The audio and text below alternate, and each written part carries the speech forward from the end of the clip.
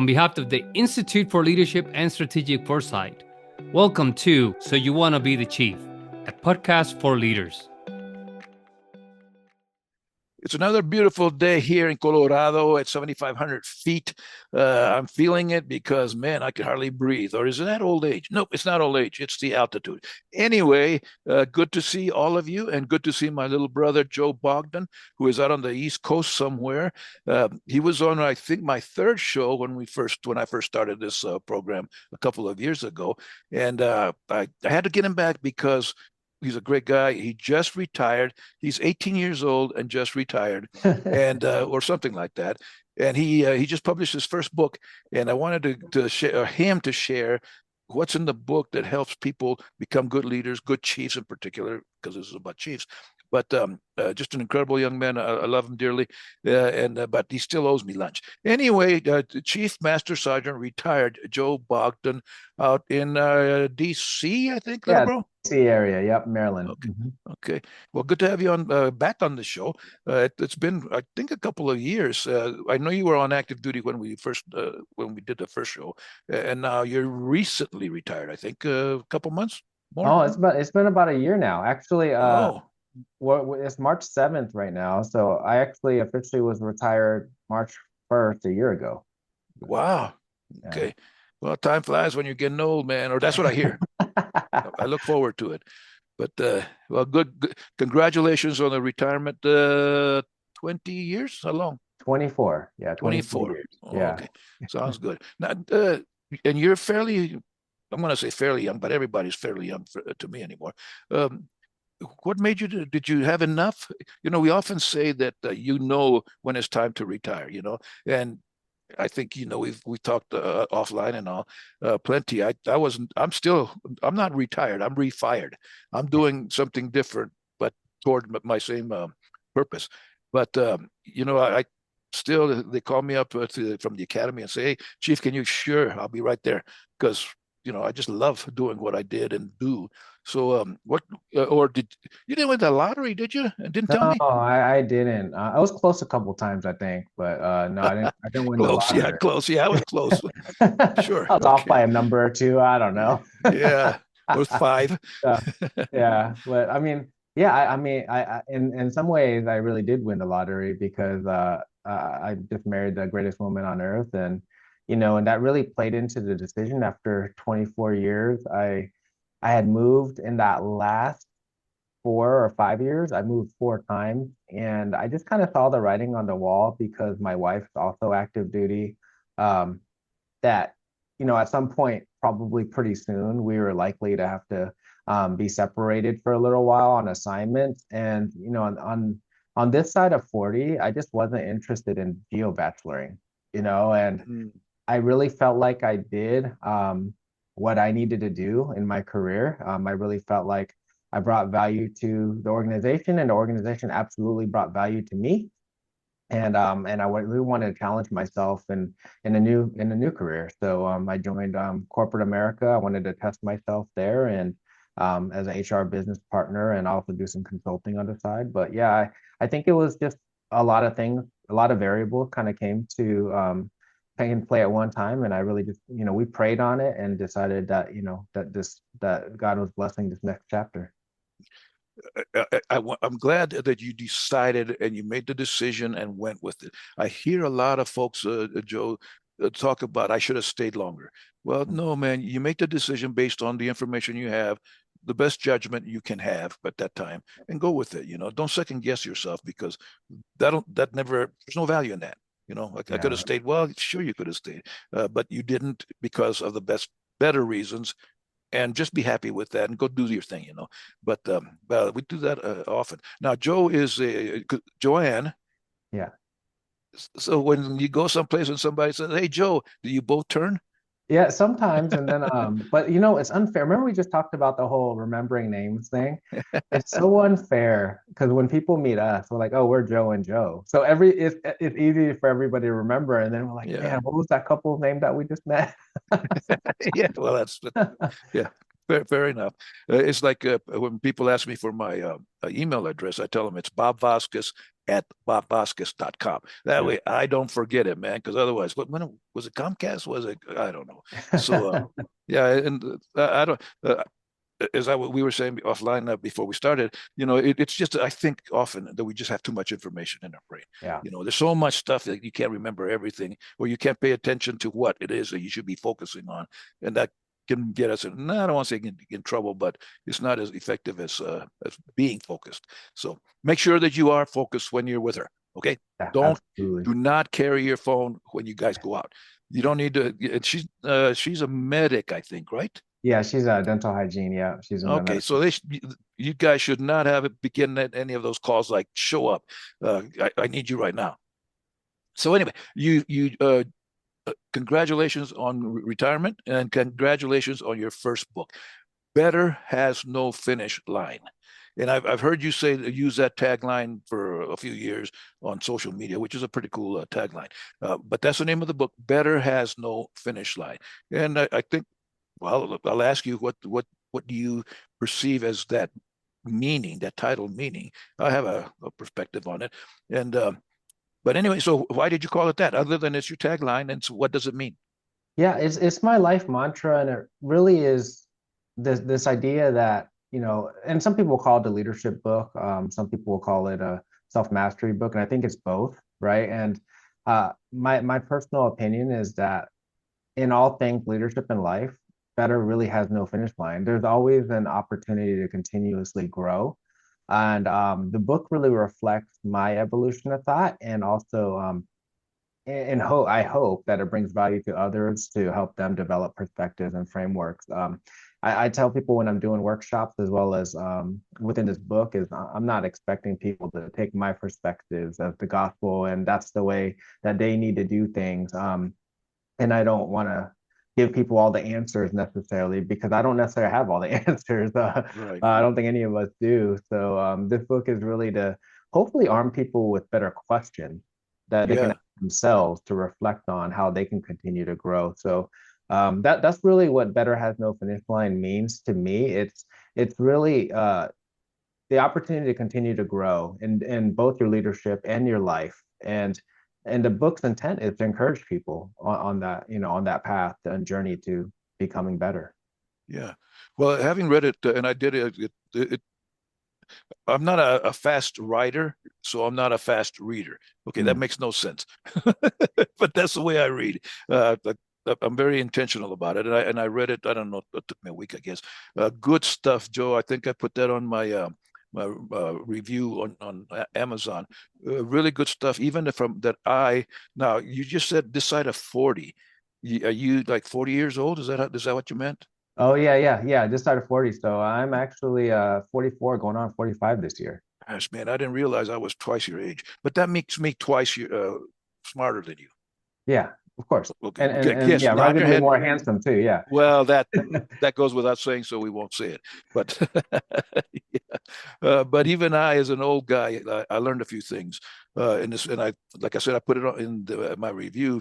If you're an old guy and thinking, yeah, I can't learn anything else, which is the point of your book, you can learn something else. Some of it, a lot.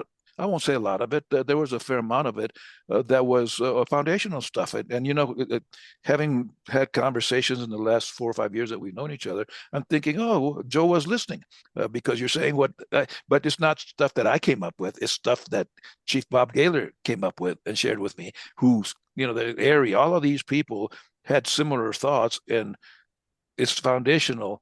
But I really appreciate some of the I'll call them new terms that you use. You guys use words that don't mean what they mean. But anyway, that's okay as long as we communicate.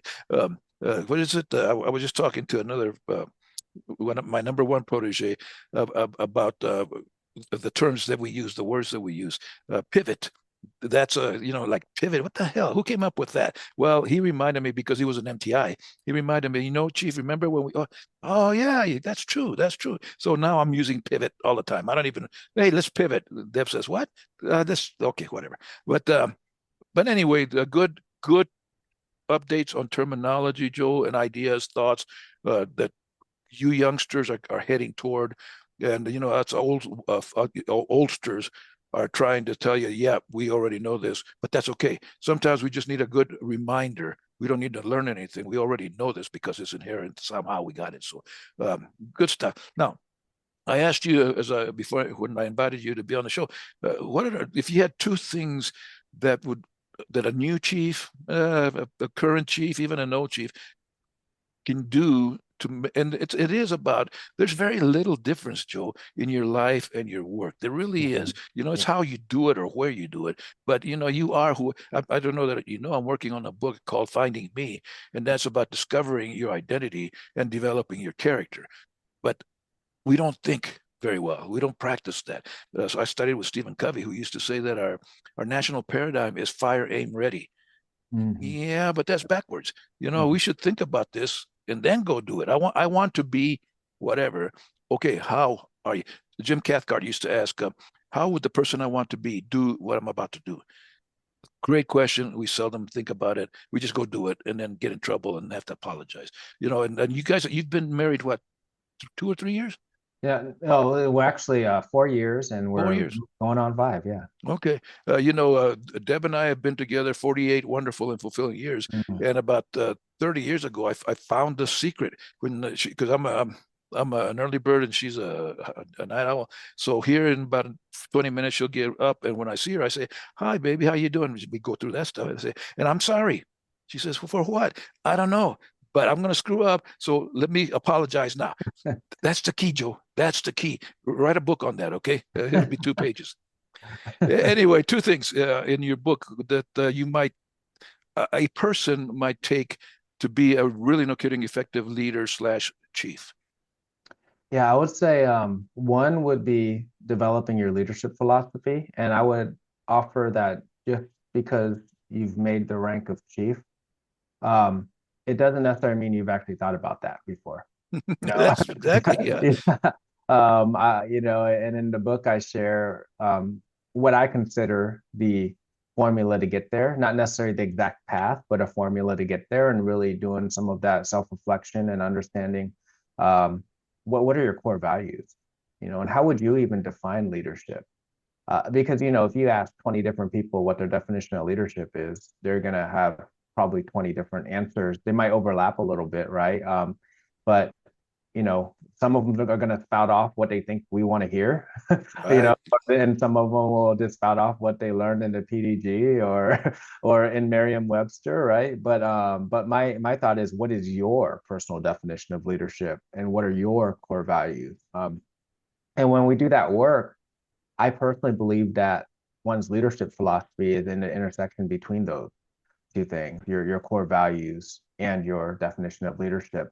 So I really encourage people to do that work, to see what is your leadership philosophy, because even as a chief, especially a new chief, maybe even some chiefs that have been chiefing for a while, um, if you're a recovering people pleaser like I am, I think you can start becoming untethered even as a chief, because as a chief you typically start working in more of a matrix environment where you have 15 different bosses. One of those bosses is going to be people that you serve, right? The customers that you serve also. The people you serve as a leader, your own commander, your own command team, the wing leadership. There's all these people that are really you're responsible to serve in some way, shape, or form. So it kind of feels like you have 20 bosses. You have all these different people that are tugging at your time, even tugging at what decisions you need to make, your resources, and all that. And without having that true leadership philosophy, that foundation, that something that you're anchored in, you can feel like you're just putting out fires all day, right? Yeah. It's just whack-a-mole, and Yeah. and you don't really have a framework to navigate through. How do you prioritize the most important things at that moment? You're just kind of doing things. So I think just navigating through leadership roles by just doing is not effective. We really need to focus on the being piece, Right. so that leadership philosophy, I think, is vital.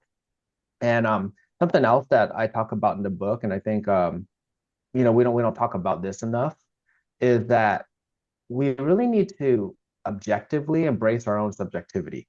And it sounds kind of crazy when I say that, but I know that when I was growing up early in my leadership journey, I was like, man, everything should be objective. Everything should be on paper. When we're evaluating someone's promotion eligibility, we should just look at what's on paper. And as I evolved in my leadership journey, I realized, no, actually, the reason why they promoted me into these roles is to make some of those objective decisions.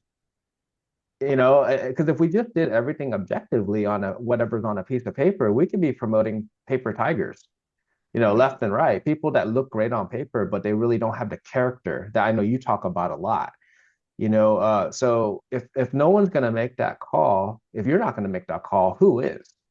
Right. Right? So I think that we have to really look deep and understand that we're in the role, it's our turn to lead, and we have to make those subjective decisions at time, make that hard call. And I just don't think we talk about that enough. A lot of times we Yeah. talk about objective, objective, objective. And I was like, well, if everything was objective and we could just let policy and paperwork guide us, then we really have no purpose in existence. Yeah. So as a chief, I think we really need to own that. And sometimes we're going to make the wrong decision, and sometimes we're going to let people down. And you talked about, you say you're sorry to Deb, and I was like, yeah, I was like, I let my wife down regularly. And I know I do, and I apologize for it. And if you're on a leadership journey and you're not going to accept the fact that you're going to make mistakes, this is not the path for you. Right.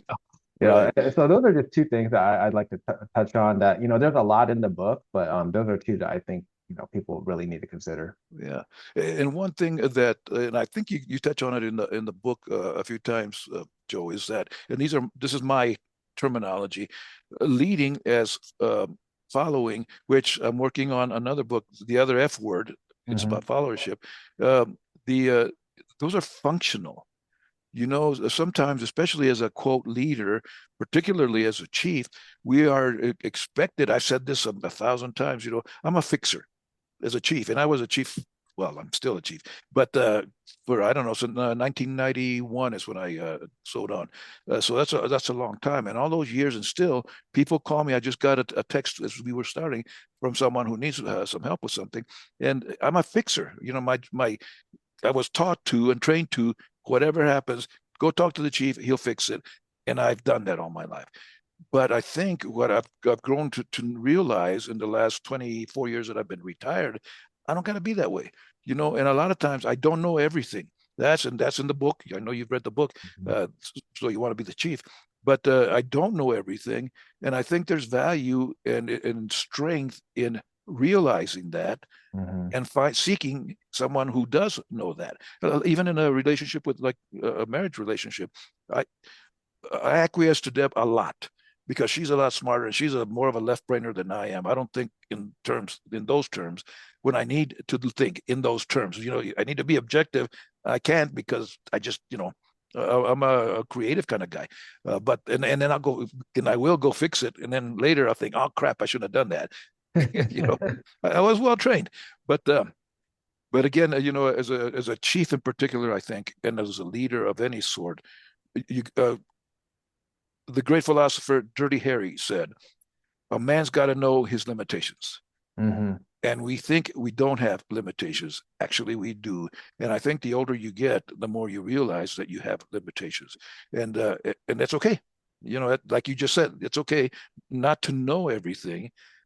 But I think the biggest value, I'm going to, maybe not, but pretty close to being a good leader and a good chief is knowing who does know. And I Right. know you did it. I did it all. I can see myself doing it, calling Steve, calling George, calling whatever who knows that I don't know, stuff that I don't know. And sometimes an airman, someone that just joined us a couple of years ago knows more than we do. So even I think in a civilian world, is the CEO the smartest guy in the company? I'm not sure. Yeah. I think the person that's putting those widgets together is the smartest person because he or she knows where the widgets are to begin with. Absolutely. Yeah. And, I think that navigating through leadership journey, especially as a chief, I think that there's a couple different hats you need to put on. And one is like a referral hat. Sometimes, you need to refer to somebody who knows more, right? Or the right people, right? Sometimes you need to be the connector between those resources, that person and the resource. And there's been times where I've had, a female airman come to me and need some support. And about 2 minutes into the conversation, I realized I'm not the person that's best equipped to give you the advice that you need as a woman leader navigating through this organization. You know what I mean? As a leader in general, I can help you as best I can, but I've not walked in your shoes. So I have a perfect female leader that's strong that I think could provide you, the best advice, that understands what you're navigating through, that can empathize with you better. So sometimes, putting the ego down and being humble enough to realize that I'm not the person to save everybody and I'm not the person to solve every problem.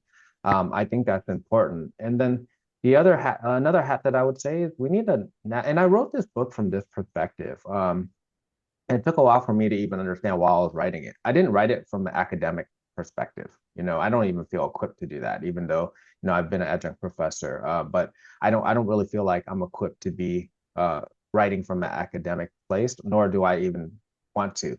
But I write from a journalistic point, like the experiences that we've had, what I've observed. And I think that chiefs should be in a lot of ways journalists too. You're seeing the human experience around you. The people that you're leading, they're navigating through so many different challenges. It's a very complex environment.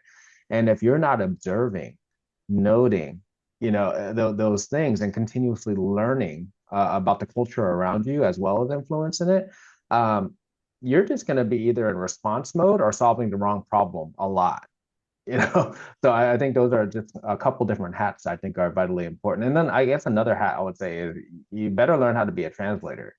You need to translate jargon upwards towards senior leadership and strategy downwards to your people so they can understand their purpose and the mission. You got to be the person who can translate, simplify, and also be able to maybe even have some of the sophistication to communicate upwards on an executive level. So those are things that I think that, the different hats that we need to wear, amongst many more, of course.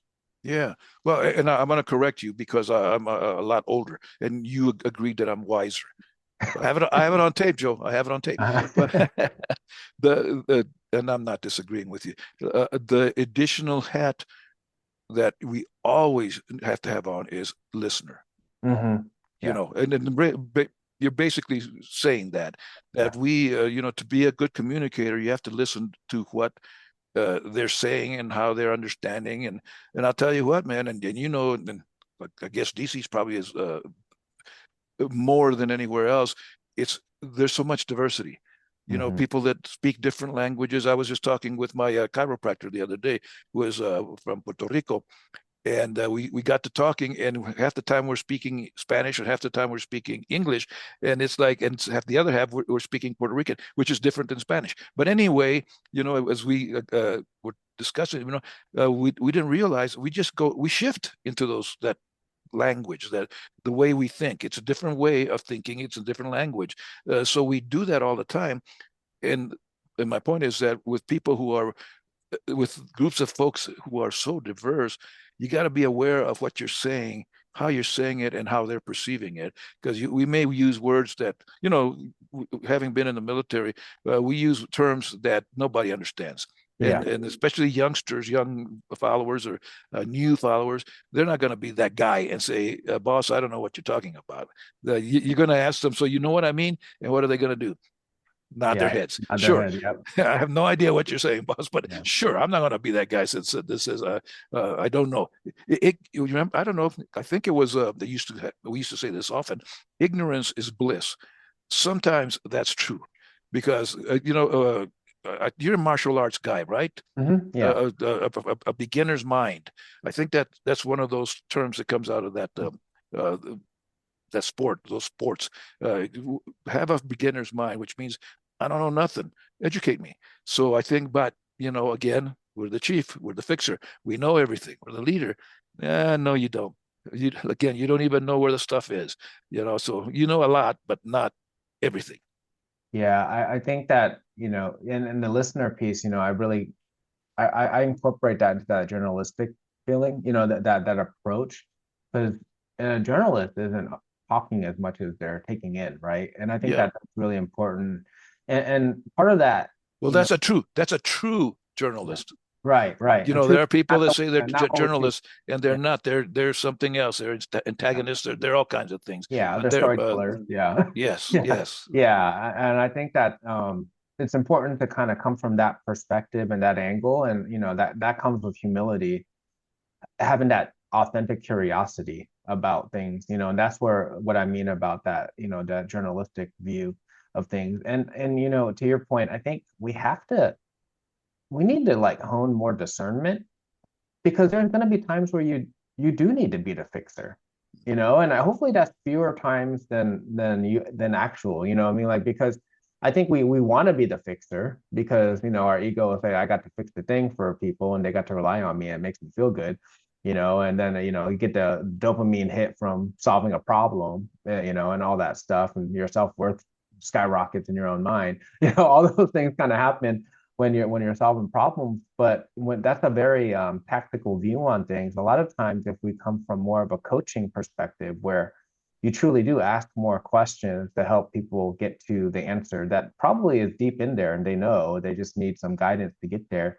When you do that, that's more of a strategic view, because now that person can, long term come up with answers, help solve their own problems and be able to be a force multiplier to help others.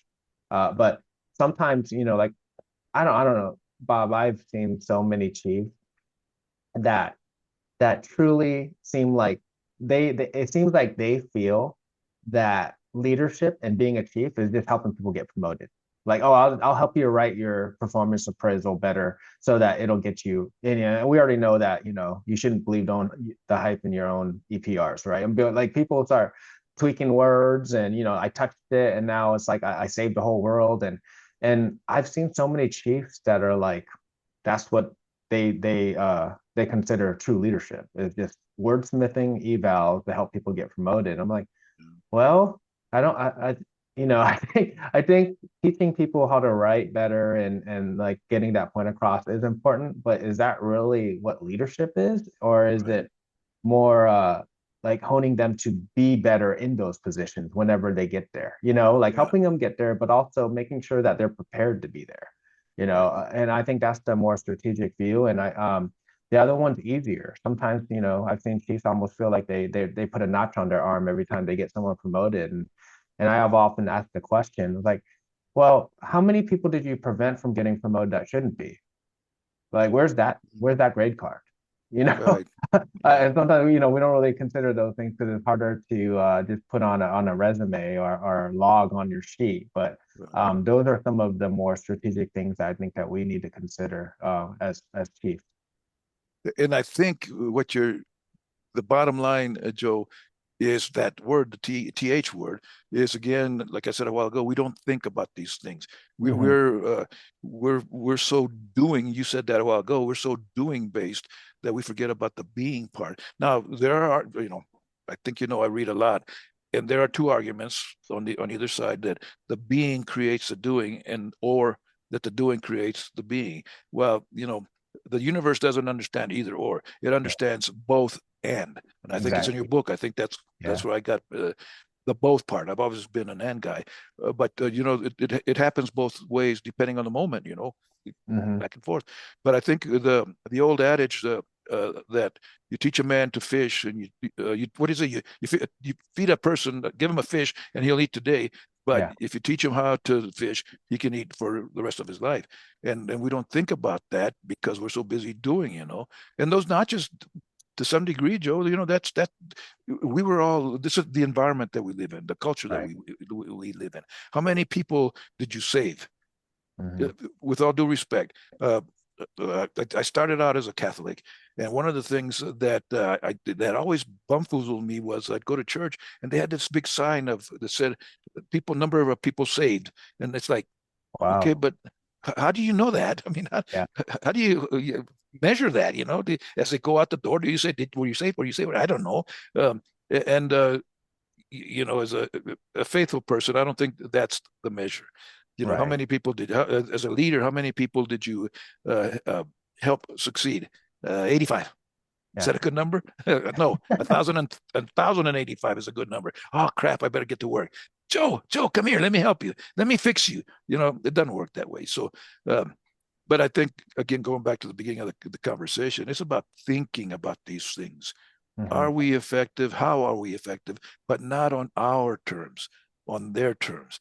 The answer is how, if I am effective, how, but who's going to tell me that? Who's going to say that or not? It ain't going to be me. Mm-hmm. But anyway, it's like I just read on LinkedIn a while ago about the number of hits, that a message gets, and the person was saying, that doesn't matter. It's the effectiveness of what you said Right. that matters. And I thought, wow, that's true. But let me go for more. Yeah. So, Yeah, you know how many people like just scroll through and hit like without even reading the things just because they're doing stuff or they see a picture and then I don't know how many times you think I've seen people respond to a message I put and they said, yeah, agree to it, whatever. And I was like, oh, you clearly didn't even read what I actually wrote right. because the thing you're agreeing to is not what I'm saying, you know? So Yeah.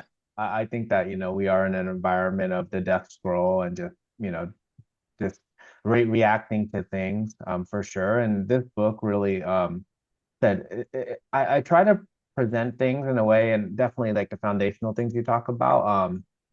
But I try to present things in a way that people can think more. Like, Yeah. hey, what is this? Even some of the most simple questions are really hard to answer. Yeah. Like, who are you? Right. Right. A lot of people like, well, I'm a chief. It's like, no, I didn't ask you what your rank is or what your title is. I asked you who are Right. you, and those are kind of some of the hard questions that are in this book. And I love how you brought up the both and. One of my favorite chapters that I wrote was the paradoxes, right? Living in the Yeah. paradox. And we've created such a, I don't know, I think it's just because it's simpler that way, is, we're Mm-hmm. binary people, it's this or that. And Mm-hmm. but in reality it's both and Right. you have to have the discernment to know which side to lean on. But some people will feel like compassion and accountability can't exist together when we all know as leaders they 100% do. You Yeah. just may have to lean one side of the spectrum a little bit more than others on depending on the circumstance. So Yeah. I think that when we navigate through leadership, one thing that I would say that this book, if you had to if you told me, hey, what's the one word that will capture your book, I'll say encouragement. Because leadership's hard.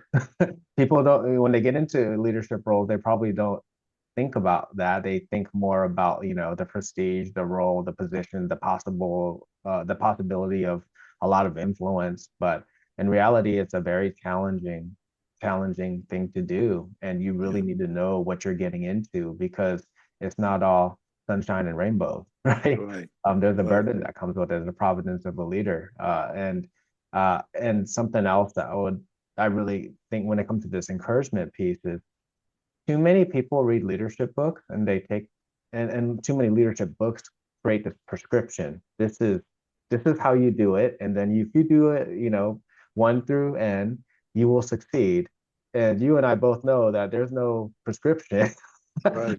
There's, so I think a lot of young leaders are reading those books and they're going to the workshops and they're like, oh, I did all these things, but it still didn't work out for me. I still got an ID complaint on me. I still got this. I got whatever. Yeah. It's like, Yeah.